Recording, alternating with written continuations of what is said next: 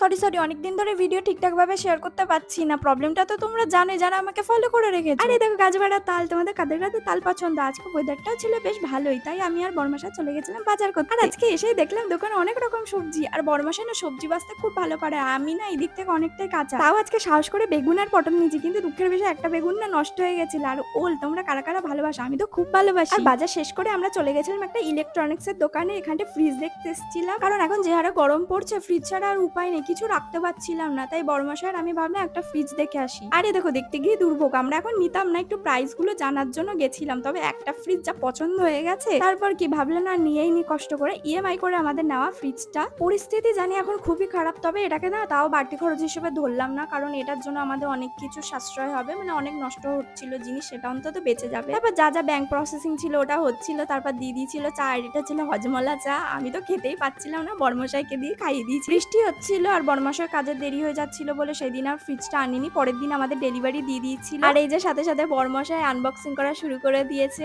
তারপরে বড়মশাই বললো তুমি র্যাপারটা ওপেন করো। সত্যি কথা বলতে নিজেরা কিছু কিনতে পারলে একান্তই নিজেদের পয়সা দিয়ে, তাহলে না খুবই মনে আনন্দ লাগে, যদিও ইএমআই তবু তো আমরাই তো পে করব। আমি খুব খুশি ছিলাম আজকে, আমি ভেতর থেকে খুব শান্তি পাচ্ছি, কারণ এই ফ্রিজটা পুরো একান্তই আমাদের। এখানটা কিছু রাখলে আমাদের কৈফিয়ত দিতে হবে না, প্লাস কি খাচ্ছি না খাচ্ছি কি রাখছি সেটা ওপেন করে কেউ দেখার থাকবে না। হ্যাঁ জানি শুনতে খারাপ লাগলো, এগুলো আমাদের সাথে হতো, তবে ফ্রিজটা কেমন লাগলো তোমরা অবশ্যই জানিও। ভিডিওটা ভালো লাগলে লাইক কমেন্ট সাবস্ক্রাইব করে দিও চ্যানেলটাকে। আজকের জন্য টাটা।